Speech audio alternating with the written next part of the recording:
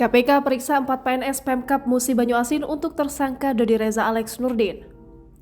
Komisi Pemberantasan Korupsi menjadwalkan pemeriksaan terhadap 4 PNS pemerintah Kabupaten Musi Banyuasin dalam penyidikan kasus dugaan terkait pengadaan barang dan jasa di Kabupaten Musi Banyuasin, Sumatera Selatan tahun anggaran 2021.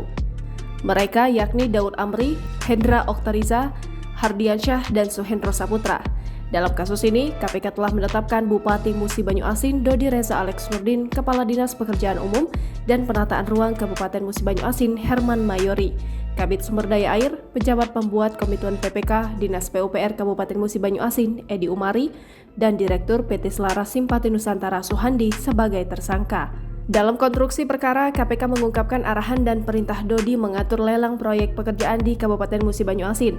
Pemkab Musi Banyuasin untuk tahun 2021 akan melaksanakan beberapa proyek yang dananya bersumber dari APBD, APBDP tahun anggaran 2021, dan bantuan keuangan provinsi atau bantuan gubernur diantaranya di Dinas PUPR Kabupaten Musi Banyuasin. Untuk melaksanakan berbagai proyek yang dimaksud, diduga telah ada arahan dan perintah dari Dodi kepada Herman, Edi, dan beberapa pejabat lain di Dinas PUPR Kabupaten Musi Banyuasin agar dalam proses pelaksanaan lelangnya direkayasa sedemikian rupa.